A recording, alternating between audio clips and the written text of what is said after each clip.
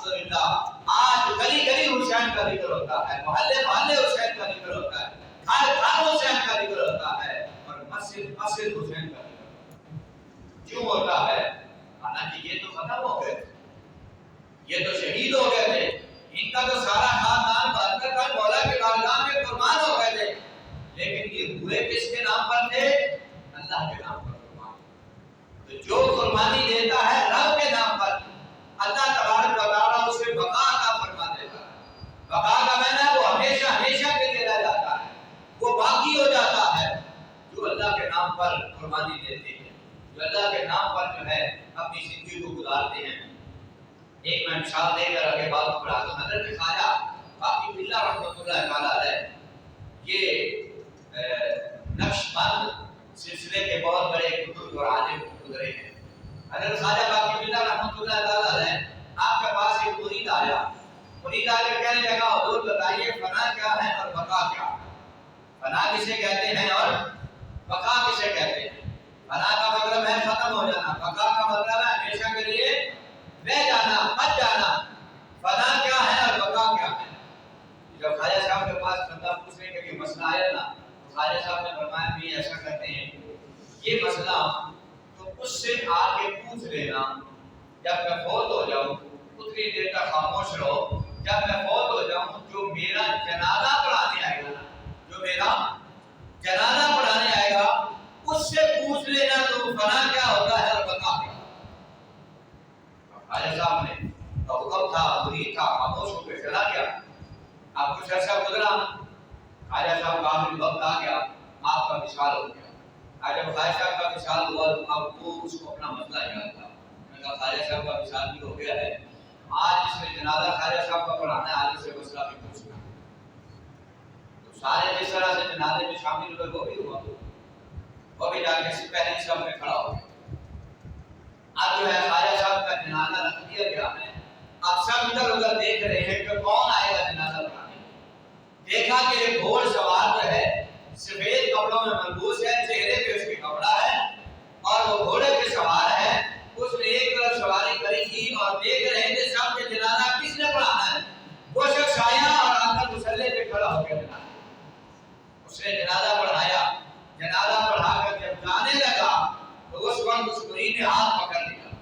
اور ہاتھ پکڑ کے کہا حضرت ایک مسئلہ بتاتے جائے، میں نے اپنے شیخ سے پوچھا تھا تو انہوں نے فرمایا تھا جو میرا جنازہ پڑھانے آئے گا مسئلہ اس سے پوچھ لینا۔ تو حضرت مہربانی فرمائے میرے مسئلے کا جو ہے یہ حل بتاتے جائیں۔ کہا کیا میرا مسئلہ ہے؟ کہا حضور بتائیے فنا کیا ہوتا ہے اور بقا کیا ہوتا ہے؟ فنا کسے کہتے ہیں اور بقا کسے کہتے ہیں؟ بس خواجہ صاحب کا وہ مرید جو ہے وہ شاعر سے جب سوال کر رہا تھا، بس اس نے اپنے چہرے سے نقاب اٹھا، کپڑا جب اٹھایا تو جنازہ پڑھانے جو آیا تھا وہ حضرت خواجہ باقی باللہ خود تشریف لائے تھے، وہ خواجہ صاحب خود تھے، اور آپ نے واپس چہرے پہ کپڑا ڈالا اور آپ نے فرمایا فنا اور بقا کا مسئلہ پوچھنے والے شاید اس وقت میری بات سمجھ میں نہ آتی، یہ مسئلہ ہی ایسا تھا، شاید اس وقت تو نہ سمجھ پاتا، اس وقت آپ نے جواب دیا، آپ نے فرمایا فنا اور بقا کا مسئلہ پوچھنے والے سن لے، فرمایا یہ جو چار پائی میں پڑا ہے یہ فنا ہے اور یہ جو تیرے سامنے پڑھا کے جا رہا ہے یہ بقا ہے۔ کہ عام آدمی کا مرنا اور ہے، جب کوئی اللہ والا جاتا ہے تو اس کا جانا اور ہے۔ فرمایا یہ جو میت پڑی ہے یہ فنا ہو گئی ہے، اسے فنا کہتے ہیں، لیکن جس نے اپنے مالک کو راضی کیا ہوتا ہے، جو اللہ کا نیک بندہ ہوتا ہے، وہ ظاہری طور پہ تو یہاں پڑا ہوتا ہے لیکن حقیقت میں وہ کہیں اور ہوتا ہے۔ تو لہذا عام آدمی کا دنیا سے جانا اور ہے، حسین کا دنیا سے جانا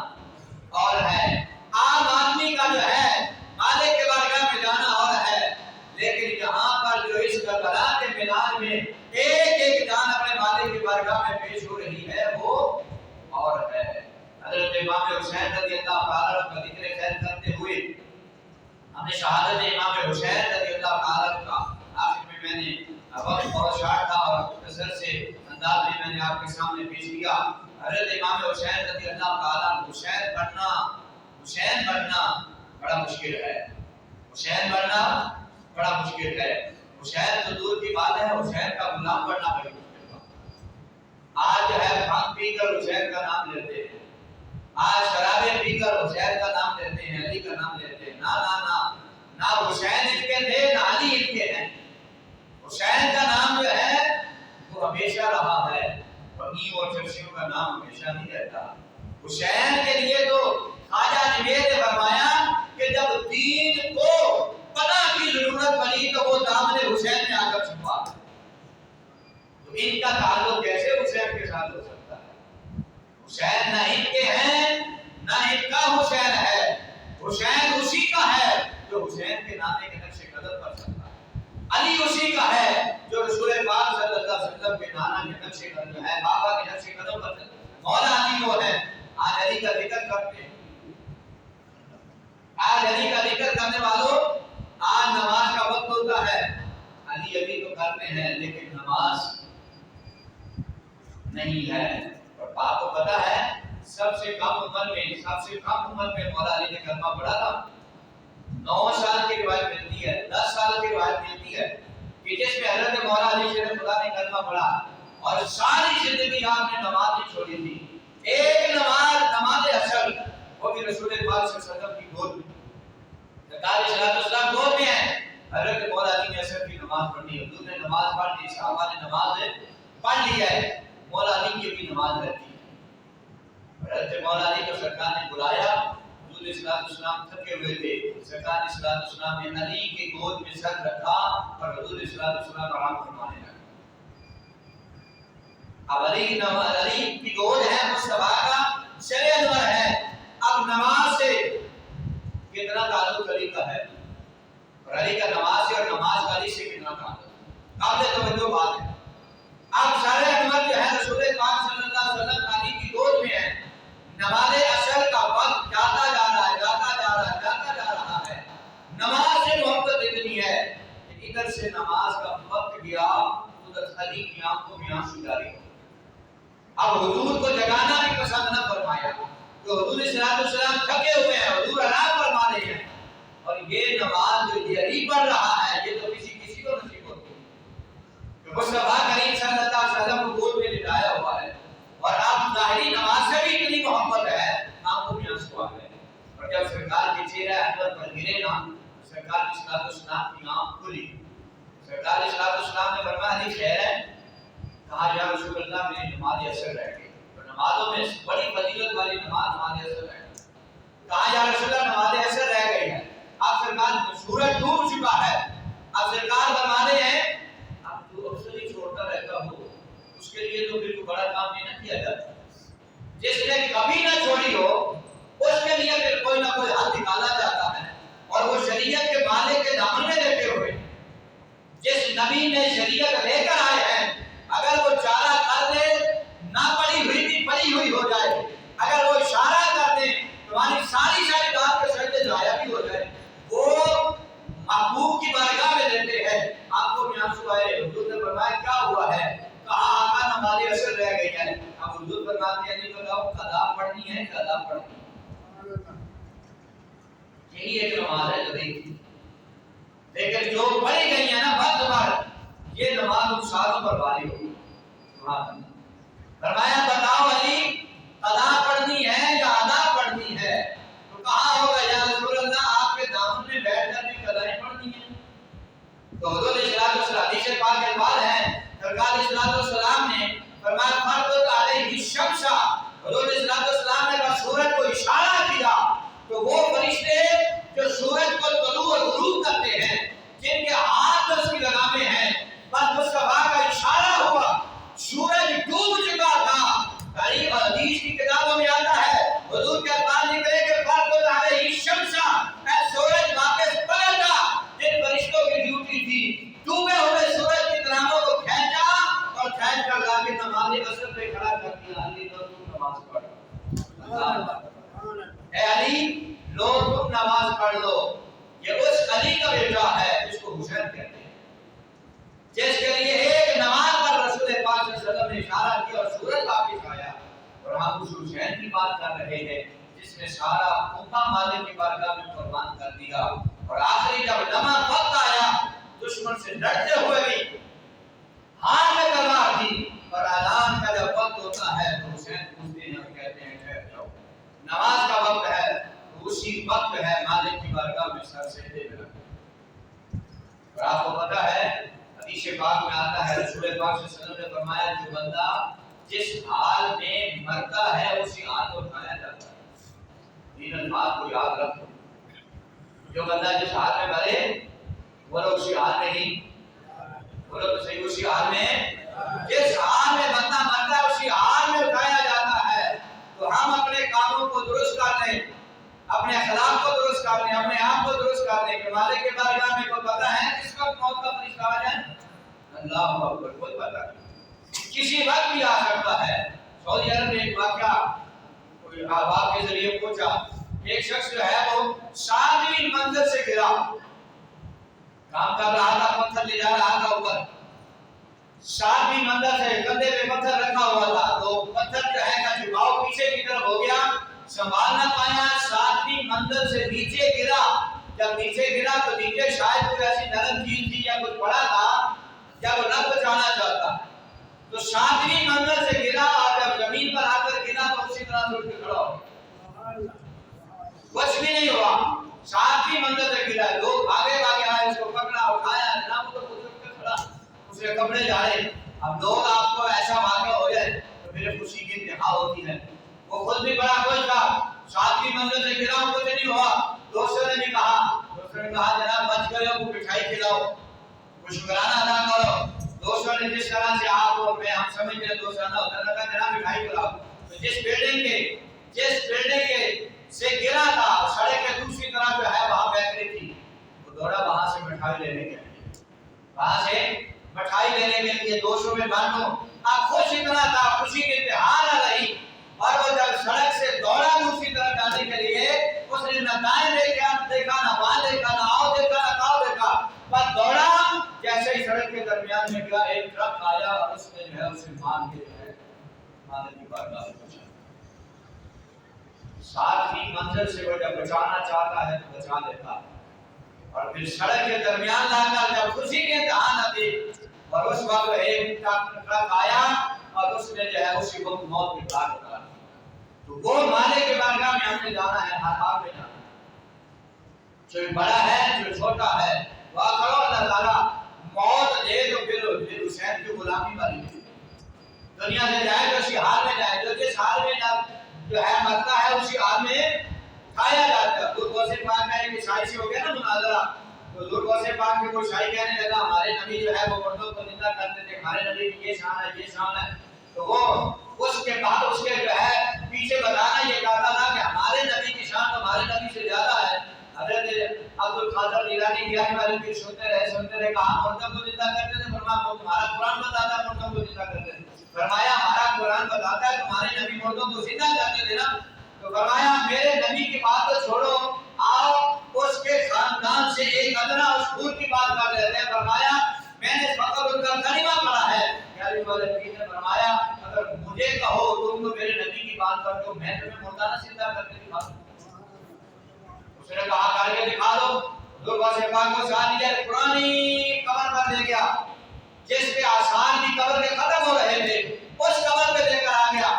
اور کہنے لگا اس قبر والے کو زندہ کرو۔ حضور غوث پاک نے فرمایا اس کو فقط زندہ کرنا ہے، یہ جس حال میں مرا تھا اسی حال میں زندہ کرنا۔ تو کہنے لگا ایسا ہو جائے تو سبحان اللہ۔ پھر حضور غوث پاک رضی اللہ تعالیٰ نے فرمایا قم بِإِذْنِ اللہ کے حکم سے کھڑے ہو جاؤ، اللہ کے حکم سے۔ حضور غوث پاک کے بارے میں جو ملتا ہے نا، حضور غوث پاک نے فرمایا بِإِذْنِ میرے حکم سے کھڑے ہو جاؤ، ایسا نہیں ہے قم بِإِذْنِ اللہ کے حکم سے کھڑے ہو جاؤ۔ اور جیسے حضور غوث پاک نے فرمایا حتیٰ کہ قبر کے نشان بھی ختم ہو رہے تھے، وہ مردہ قبر سے اٹھا، فقط اٹھا نہیں، جس حالت میں مرا تھا وہ دنیا میں بانسری بجاتا تھا، وہ قبر سے بانسری بجاتا ہوا اٹھ کے کھڑا۔ بانسری بجانے والے کو یقین کر لیتے ہیں ہم، لیکن یاد رکھو حسین نے جان دی ہے مالک کی بارگاہ میں سجدے میں، حسین نے سر سجدے میں کروایا ہے، اور جو جس حالت میں دنیا سے جاتا ہے اسی حالت میں اٹھایا جائے گا۔ رب کائنات کی قسم ہے آج تک اتنا لمبا سجدہ کسی نے نہیں کیا جتنا حدیث کی روح سے یہ بات اس انداز تک پہنچتی ہے کہ حسین نے سر سجدے میں کٹوایا ہے اور سر سجدے میں تھا، روح کب سے اس سیڑھی سے پرواز کر رہی، یہ قیامت تک حسین کا سجدہ جاری رہے گا، قیامت تک حسین کا سجدہ جاری رہے گا۔ جب رب کائنات جو ہے میدان محشر میں سب کو بلائے گا، حسین تب اپنا سر سجدے سے اٹھا کر مانے میں کھڑا کرے گا۔ لہذا بندہ جو جس حال میں دنیا سے جاتا ہے اسی حال میں اٹھایا جاتا ہے، اللہ سے مانگا کرے دعا۔ آج میں صبح بیٹھا تھا اپنے مدرسے، ایک ہمارے یہاں حدیث بھائی ہے، کوئی ہماری مدد میں رہتے ہیں، تو دم کروانے کے لیے آئے۔ پہلے تو ان کا آنا میرے پاس دم کروانے کے لیے، پہلے میں اسی پہ بڑا خوش تھا کہ جناب یہ دم کروانے کے لیے آئے ہیں، تو شدت تھی، دار میں درد تھی، بہت شدت تھی۔ تو پھر جب بندہ پریشان ہوتا ہے نا، پھر سہارا ڈھونڈتا ہے، کہیں سے کچھ نہ کچھ مل جائے، کہیں نہ کہیں سے سہارا مل جائے۔ مجھے پتا تھا کہ وہ حضرت صاحب حدیث کو تو پسند نہیں کرتے تھے، تب میں نے کر دیا۔ میں نے کہا بابا جی اگر آپ اجازت دیں، بخار آپ بتا رہے ہیں تو آپ کو پانی رکھ کر اس میں تعویذ ڈال دوں، انشاءاللہ آپ ٹھیک ہو جائیں گے۔ دال کا میں نے دم کر دیا ہے، بخار کی گارنٹی دیتا ہوں ٹھیک ہو جائے گا، کیونکہ اس میں تعویذ میں نے ڈالنا ہے، آپ نے تعویذ کو قبول نہیں کرنا۔ اب کہا قاری صاحب، مولوی صاحب بڑا پریشان ہو، جو کرنا ہے کرنے بعد سے ٹھیک ہونی چاہیے۔ تو جناب میں نے کہا کہ لمبا تعویذ بنا کے اس میں ڈالا، میں نے کہا انشاءاللہ آپ کو یہ شفا ضرور دے گا۔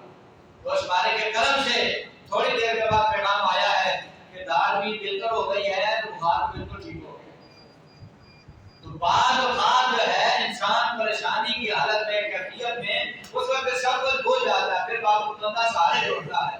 تو یہ سہارا جو اللہ اس کے رسول نے تمہیں صحیح سہارا دیا ہے، قرآن کا سہارا دیا ہے، دین کے اسلام پر چلنے کا جو سہارا دیا ہے، کبھی ہم اس کی طرف نہیں بات کریں۔ حضرت امام حسین کے لیے ہمارا عقیدہ ایمان کیا ہے؟ انہوں نے سر سجدے میں رکھا تھا، روح کب سے اس سے پرواز کر گئی۔ ہمارا عقیدہ ایمان ہے کہ قیامت کے دن جب وہ اٹھیں گے تو ان کا سر سجدے سے اسی طرح سے ہوگا۔ ویسے تو امام حسین رضی اللہ تعالیٰ عنہ سے مراد یہ نہیں ہے کہ ان کا جسم اقدس جو ہے وہ تو چند دنوں کے بعد جب یہ معاملہ ہو گیا اور رات کا پچھلا پہر ہو گیا، اس وقت یزیدیوں نے جو ظلم و ستم ہو سکتا تھا وہ انہوں نے کیا۔ خیموں کو جلایا گیا، خیموں کو آگ لگائی گئی، بچوں پہ مزید ظلم و ستم کیا گیا، عورتوں کے ساتھ زیادتی کی گئی، برا بھلا کہا گیا، بہت کچھ کہا گیا۔ اور حضرت امام حسین کا ایک بیٹا زین العابدین بچا تھا، اس امام زین العابدین کے ہاتھوں میں بیڑیاں ڈال دی گئی جو ہے، کڑے ڈال دی گئے، پاؤں کو ان میں زنجیریں ڈال دی گئی۔ حضرت امام حسین رضی اللہ تعالیٰ عنہ یہ بیٹا جو بیماری کی حالت میں تھا،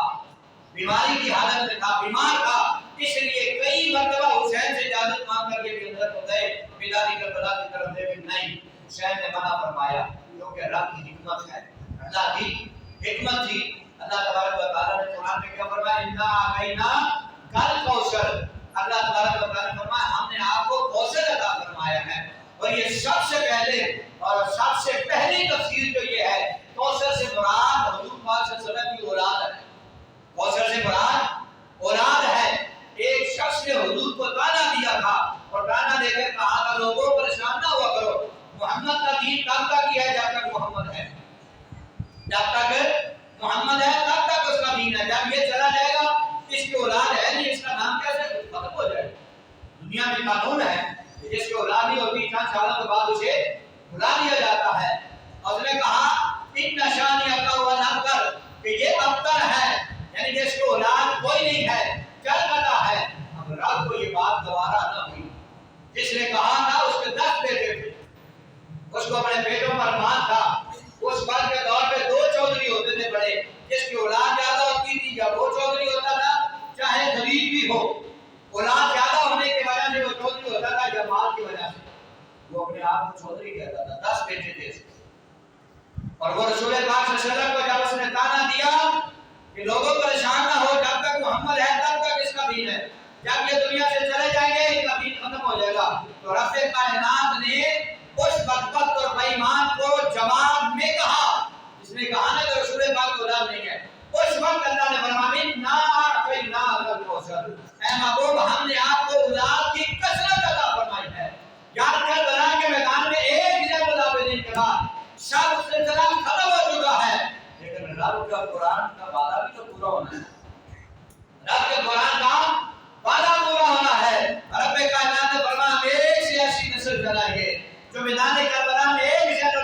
بچا ہے، وہاں اس وقت اور بےایمان کے 18 بیٹے تھے، کوئی ایک بھی نہیں لگا، کوئی سلسلہ آگے نہیں بڑھا، لیکن جو ہے حسین کا ایک بیٹا جو ہے زین العابدین تھا، پوری جو ہے زمین پر ایک سید بچا، لیکن رب کائنات کا وعدہ محبوب ہم آپ کو اولاد کی کثرت دیں گے، آپ جو ہے کائنات کا کونا کونا پھر کے دیکھ رہے ہیں، آپ کو کوئی ایسا ملک نہیں نظر آئے گا، کوئی آپ کو ایسا شہر نہیں نظر آئے گا، کوئی آپ کو ایسا محلہ نہیں نظر آئے گا جہاں حضور کا سید موجود نہ، لیکن وہاں بچا ایک تھا زین العابدین، کیونکہ رب کائنات نے فرمایا محبوب ہم آپ کو اولاد کی کثرت عطا فرمائیں، اور اس کے باقی بہت سے معنی ہیں، اس وقت تو اس کے ساتھ ملتا ہے، اس جو ہے زین العابدین کے کو جکڑ دیا گیا اور جو ہے ننگی پیٹھوں پر عورتوں کو بٹھا دیا گیا، اور اسی طرح سے جو ہے کوفے کے بازاروں میں پھرایا گیا، اور ان بدبختوں نے لائنوں نے آوازیں دے کر کہا کہ آؤ لوگوں دیکھو یہ سر باغیوں کے سر ہیں، یہ سر باغیوں کے سر ہیں، لیکن ان کو پتہ نہیں یہ سر حقیقی دین کے وارثوں کے سر ہیں، جیسے نہ فرعون رہا نہ اس کے ماننے والے بچے، اسی طرح سے نہ یزید رہا نہ یزید کے ماننے والے بچے، اور میں آپ کو بتاؤں یزید کا دور تک تو جانا بڑی دور کی بات ہے، یزید کا اپنا بیٹا جو تھا حضرت معاویہ بن یزید، اب یہ معاویہ حضرت معاویہ دادا کا نام بھی معاویہ ہے، یزید اپنے بیٹے کا نام بھی معاویہ رکھا ہے، لیکن یہ بیٹا اتنا محبت والا ہے اسے حضرت معاویہ کہہ کر پکارا جاتا ہے، اس کا دین، اس کا مسلک، اس کا مذہب، اس کی گندگی، اس کی خلاقت ہے اس کی حد تک ہی مقرر ہو کے رہ گئی، بعد میں جب اللہ نے اسے بیٹا دیا اور اس کا نام معاویہ رکھا گیا، باپ بھی شان والا معاویہ ہے، بیٹا بھی شان والا معاویہ ہے، جب اسے کہا گیا کہ باپ کی حکومت تو سنبھال، یزید کی حکومت اور سلسلے کو آگے کو سنبھال، اس نے کہا سنبھالنا دور کی بات ہے، میں اس خلافت پر تھوکتا بھی نہیں ہوں، اس خلافت اس جو ہے حکومت کے اندر جو ہے نبی پاک صلی اللہ علیہ وسلم کی آن مقبول ہے، یہ آن نال مصطفیٰ کریم صلی اللہ علیہ وسلم کے خون سے جو ہے ننگی ہوئی خلافت ہے، میں اس پر تھوکتا بھی نہیں ہوں، اور اس نے اعلان بھی کیا، اور اس نے اعلان کر کہا، اعلان کہہ کر کہا میرا تعلق میرے باپ کے ساتھ کوئی نہیں ہے، اگر میرا تعلق سننا ہو تو مجھے اہل بیت، میں اہل بیت سے محبت کرنے والا ہوں، میں اہل بیت سے پیار کرنے والا ہوں، تو آج بھی حسین کا نام چل رہا ہے، اس کا نام اس کی ذات تک ہی ختم ہو گیا تھا، جیسے میں نے کہا نا جس آدمی نے کہا تو 10 بیٹے تھے، اس نے رسول اللہ صلی اللہ علیہ وسلم کو اکثر کہا، اللہ نے انتقام کیسا لیا، سورت بھی شان میں اتاری، اور 10 کے 10 بیٹے، روایات میں آتا ہے کہ میں نے پڑھے جس کو 10 پر مان تھا، رب کائنات نے فرمایا محبوب جس نے آپ کو اکثر کہا ہے اتنا شانی اکا والا کر، رب فرماتا بے شک میں کہتا ہوں یہ اکثر خود ہے بندہ، مولا یہ اکثر کیسے ہوگا، یہ چل کٹا کیسے ہوا، اس کے تو 10 بیٹے ہیں، رب کائنات نے فرمایا وقت آنے دو، انتظار کرو، جن بیٹوں پر یہ مان کرتا ہے، جن بیٹوں پر فخر کرتا ہے، رب کائنات نے سارے کے سارے بیٹے اس سے توڑ دیے، وہ بدبخت کا بدبخت رہ گیا، اور سارے بیٹوں نے حضور کا کلمہ پڑھ کے محمد کو غلام کر دیا، جس نے اکثر کہا ہے ہم اسے اکثر کرتے ہیں، اِنَّا عَلَيْنَا کل جن کے سوچ اور فکر یہ تھی کہ حسین بھی ختم ہو جائے گا، حسین کا سلسلہ بھی ختم ہو جائے گا، نہیں نہ یہ ختم ہوں گے نہ ان کے سلسلے ختم ہوں گے، حضرت امام حسین کی شہادت ہو گئی ہے، راستے میں چلتے چلتے ایک مقام پر دیکھا کہ سر حسین زمین پر گر گیا، سر حسین جو انہوں نے نیزوں پر لٹکائے ہوئے ہیں، آگے آگے اہل بیت کے سر جا رہے ہیں، پیچھے پیچھے حضرت امام زین العابدین کو جو بیڑیوں میں جکڑا ہوا ہے آپ جا رہے ہیں، اس سے پیچھے جو ہے عورتوں کو ننگی پیٹھوں پر بٹھایا ہوا ہے، اور یہ شام کی طرف یہ قافلہ جا رہا ہے، ایک دم دیکھنے والوں نے دیکھا، راوی کہتا ہے ابن اسحاق نے لکھا ہے کہ سر حسین زمین پر آ گیا، وہ اٹھانے کی کوشش کرتے ہیں، یزیدیوں سے حسین کا سر نہیں اٹھایا جاتا، سارے مل کے زور لگاتے ہیں، سر حسین نہیں اٹھایا جاتا، انہوں نے کہا لگتا ہے ہم سب پہ بھاری ہو گیا ہے، کہاں سر ہے حسین کا سب یزیدیوں سے اٹھایا نہیں جا رہا، وجہ کیا ہے؟ انہوں نے کہا اگر اس کا راز پوچھنا ہے تو پھر چلتے ہیں پیچھے مڑو، زین العابدین سے پوچھتے ہیں تیرے بابا کا سر کھایا کیوں تھا؟ اب وہ پیچھے آئے، پیچھے مڑ کے انہوں نے حضرت امام زین العابدین سے کہا تیرے باپ کا سر زمین پر آ گیا ہے، ہم اٹھانے کی کوشش کر رہے ہیں، یہ اٹھ نہیں رہا، وجہ کیا ہے تم بتا سکتے ہو؟ حضرت امام زین العابدین نے جب پیچھے مڑ کے دیکھا، جب آپ نے پیچھے عورتوں کو دیکھا نظر پڑی تو دیکھا کہ حضرت سکینہ جو ہے جس سواری پر تھی، حضرت سکینہ والی سواری کھاتی ہے، جب سواری کھانے کو دیکھا اس وقت حضرت زین العابدین نے پکار کر فرمایا، آپ فرمایا یزیدیو، یہ سر حسین کو اگر سارے زمینی بھی اٹھانے لگ جائیں، اگر 22,000 اور بھی بلا دو، یہ سر حسین نہیں اٹھا سکتے، تمہیں پتہ نہیں ہے حسین کی ننھی شہزادی سکینہ کہیں پیچھے گر گئی ہے،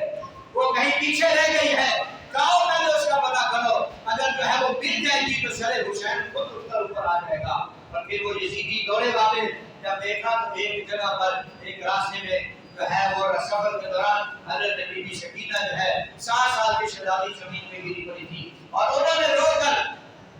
اپنے بابا کو آواز دی اور آواز دے کر کہا بابا یہ زمینی مجھے چھوڑے جا رہے ہیں، مجھے بھوٹی زینب سے دور کر رہے ہیں، میری اماں سے دور کر رہے ہیں، بابا جان آپ دیکھ رہے ہیں میں پیچھے رہ گئی ہوں۔ تو سر حسین اس وقت زمین پر آیا، اور پھر جب وہ بی بی کو اٹھا کے لائے اور سواری پر بٹھایا تو جو ہی سر حسین کو انہوں نے اٹھایا، حسین کا سر خود ہی بلند ہو گیا، سر حسین پھر بلندیوں پر خود بخود پہنچایا۔ تو لہذا اگر تم چاہتے ہو عزت ملے، اگر تم چاہتے ہو عدل ملے، تو حسین کی طرح اگر قربان بھی ہو جاؤ گے تو رہو گے زندہ۔ انہوں نے سر حسین سے آوازیں سنی، اب حسین کا انا صحاب الکافی پر رکھی کام من آیاتنا عجبا، رب کا قرآن سر حسین، صرف سر حسین ہے، جس ہم لوگ کربلا میں رہ گئے ہیں صرف حسین ہے، اور حسین کے سر سے قرآن کی تلاوت کی آوازیں آ رہی ہیں، قرآن پڑھا جا رہا ہے، قرآن سنا جا رہا ہے۔ ایک جگہ پر دیکھا حضرت امام حسین رضی اللہ تعالیٰ عنہ کے سلالے نے ایک جانور کو پانی پلانے والا پانی پلا رہا ہے، پانی پلانے والے کے قریب ہو کر کہا اس جانور کو پانی پلایا ہے، اس کو ذبح کر رہا تھا، ذبح سے پہلے جو ہے پوچھا کیا پانی پلایا ہے، اسے چارہ کھلایا ہے؟ تو وہ کہنے لگا ہاں ہاں پانی بھی پلایا ہے، چارہ بھی کھلایا ہے۔ حضرت امام زین العابدین نے رخ مدینے کی طرف کیا، کہا بابا جان دیکھو آج آپ کے کلمہ پڑھنے والوں نے آپ کی آنکھ پر کتنے ظلم و ستم کیے ہیں، اسی روح زمین پر جانور بھی پانی پی رہے ہیں، پرندے بھی پانی پی رہے ہیں، انسانوں کو بھی پانی میسر ہے، حیوانوں اور جانوروں کو بھی پانی میسر ہے، جانور کو ذبح کرنے سے پہلے اسے پانی پلایا گیا ہے، لیکن ایک میرے اس نواز حسین اور اس کے خاندان کو ذبح کرنے سے پہلے نہ پانی پلایا گیا نہ کھانا پلایا گیا۔ اور حضرت امام زین العابدین اور حضرت وقت ہمارا پورا ہو رہا ہے، جب شام کی گلیوں میں یہ قافلہ پہنچا، ایک بار واقعہ اس کر کے جارو چاہوں جب یہ قافلہ پہنچا لوگوں کے نعرے تھے باغیوں کے سر ہیں، نہیں نہیں باغیوں کے نہیں، یہ دین کے مالکوں کے سر ہیں۔ اور حضرت امام زین العابدین کا قافلہ جب شام کے مقام پر پہنچا، ایک چوراہے پر پہنچا تو وہاں دیکھا کہ ایک بوڑھی عورت ہے،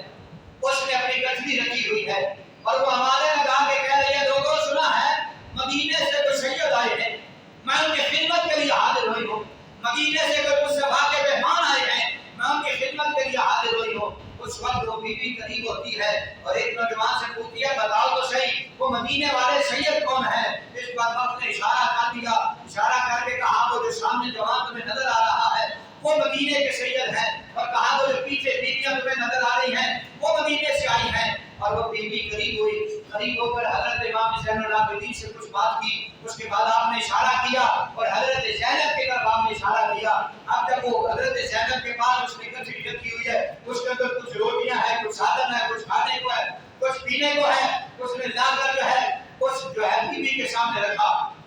اور رکھ کر کہنے لگی کہ میں مدینے میں رہی ہوں،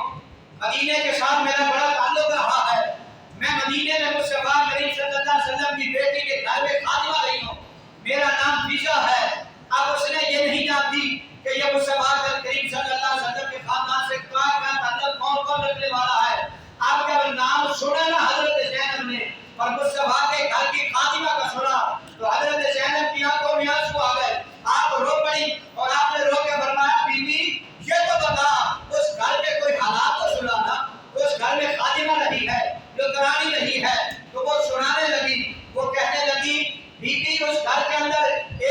की शनाती होती थी, जिसे मुस्तफा भी बड़ा प्यार करते थे, जिसे जो है फातिमा तो ज़हरा मौला अली भी बड़ा प्यार करते थे। फरमाया बताओ तो सही वो क्या कौन थी? कहा उसका नाम ज़ैनब था, उसका नाम ज़ैनब था। अब हजरत ज़ैनब ने सुना, सालों कतार को बनी। आपने फरमाया और उस घर में कौन रहता था? कहने लगी कि उस घर में एक हुसैन रहता था, एक हसन रहता था, एक ज़ैनब रहती थी। वो मुस्तफा को भी बड़े प्यारे थे, वो अली और फातिमा के भी बड़े प्यारे थे। और कहा करती मैं हुसैन को झूले देती थी, मैं हसन को झूले दिया करते थे, और उस शहजादी नबी ज़ैनब से मैं खेला करती थी। कहा तुम इतनी मोहब्बत से मुझसे क्यों पूछ रही हो? बताओ तो सही तुम कौन हो? उस वक्त हजरत ज़ैनब ने जो है रोकर फरमाया कि बीबी फिजा, जिस ज़ैनब का तो नाम ले रही है वो बड़ी नारों के बारी थी। फरमाया आज वही फिजा तेरे सामने खड़ी है, आज वही फिजा जहां में खड़ी जो है ज़ैनब इस हाल में खड़ी है। फरमाया जिस हसनैन के झूले को तो झूलती थी, अगर देख रहे हैं तो वो जो सबसे बुलंद सर तो ये नजर आ रहा है उसे सर हुसैन कहते हैं। आज जो है मोहम्मद की याद के साथ मोहम्मद का कलमा पढ़ने वालों ने ये हाल किया है। और फरमाया मैं ही ज़ैनब हूँ, और जिस हुसैन की बात करती हो वो सामने है तुम्हारे। उस वक्त हजरत फिजा चीखी और तड़पी, जमीन पर गिरी और जो है अपने तहाइफ पेश किए। कहा इसमें सदका नहीं है, इसमें कोई ज़कात नहीं है, तुम्हारे लिए पकीला रिस्क लेकर आई हूँ। और उस वक्त उस फिजा ने हाथ उठाए रब की बारगाह में और रोकर रब की बारगाह में इल्तिजा की कि मौला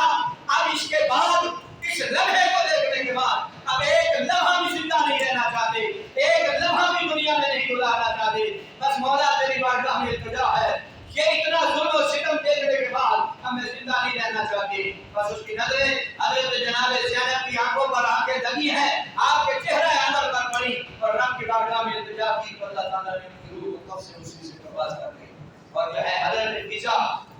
इमाम ज़ैनुल आबिदीन के सामने, हजरत बीबी ज़ैनब के सामने जो है अपने तहाइफ को पेश किया और मालिक की बारगाह में चली गई। आगे जो है इससे आगे दरबार में जो मामला हुए और उससे मजीद वापसी का इंशाअल्लाह